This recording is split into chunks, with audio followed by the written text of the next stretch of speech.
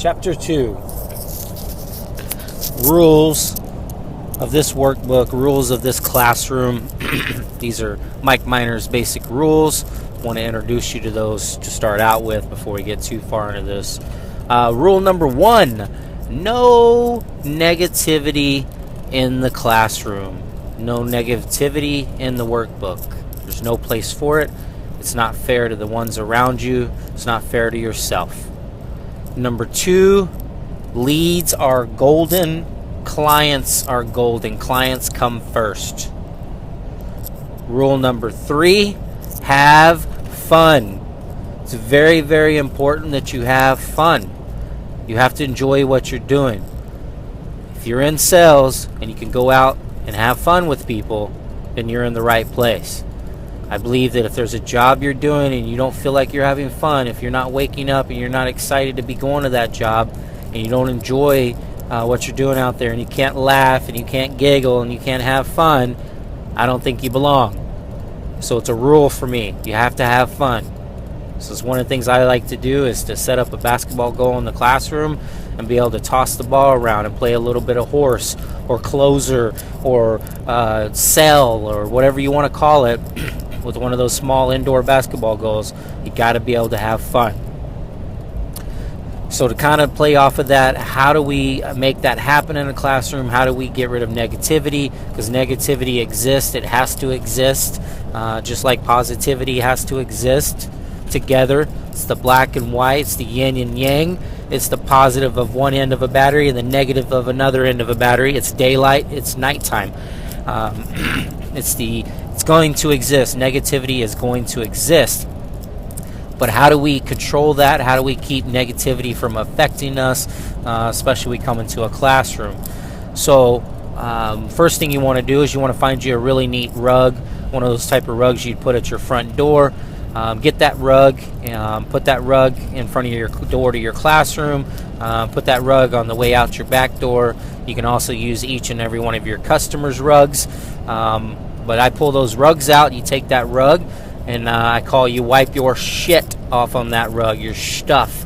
So you wipe off all the junk, all the negative stuff that you're carrying, all the bad things that are bouncing around in your head. You wipe that off, and you let it go. You know, mentally, I'm leaving it. I'm putting it on the rug.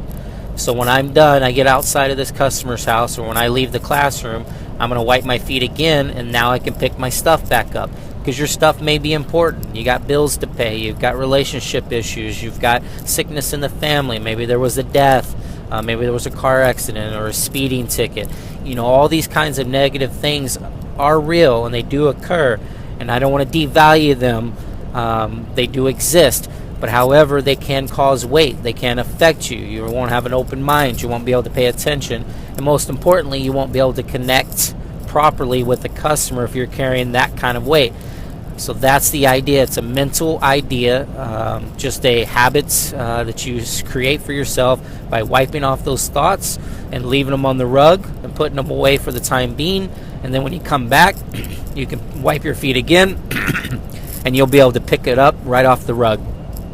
So you'll be able to take back your stuff. So we talked about how to have fun with a basketball goal, playing around. Talked about how to wipe off the negativity. Next thing I want to talk about is you can have positive mental attitude of gratitude. So you got your PMA of your gratitude. You know, how grateful are you? So one of the ways that you can have that, to have that gratitude, is get you a gratitude rock. Go down by the river, go down by the creek, go down by the lake, go on the side of the road. Just go on an adventure. That can be fun, right? Go have fun. Take your wife, take your kids, or go by yourself. I like to do it by myself when I'm out driving around. I like to find somewhere cool, get out of the car, somewhere beautiful, God's nature, and walk around. And then you'll feel, I'm going to find me a rock. It's going to sound silly, but I'm going to find me a rock. A really neat, a really cool rock. About the size, or a little bit smaller. They'll fit easily in my palm. It's not too heavy. Generally, you like them to be flat, nice and flat. It's up to you. You could have little round ones like $50. But you want to find it, and it's going to stand out to you. You're going to see it. It's just going to, like, it glows. It's going to pop right off those rocks. and you're going to know that that's my rock. That rock belongs with me. And you're going to get that rock. That's your special rock. Don't order one off of the internet. Don't buy one. Go find one. That way it means something to you. And the idea behind this may sound silly, but this now will become your gratitude rock. This is your positive mental attitude of gratitude rock. So you get that rock, you take that rock, and you carry that rock, and you put that rock in your pocket. That's why I say you want it lightweight, so it's not just taking up too much room. And then every time you start to feel that negativeness, every time you start to feel like things are creeping back in, or things are struggling, or aren't going the right way, you're going to grab that rock and you're going to rub on it with your finger. And a magic genie is going to come right out of that rock, and that genie is going to fix all your problems, and that genie is going to make you a ton of money. No, that's not going to happen. That's just a joke. You can laugh now. See, it's part of having fun. What's going to happen is it's just going to kind of remind you. And then at that moment, you're going to say, I'm grateful for my wife. I'm grateful for my health.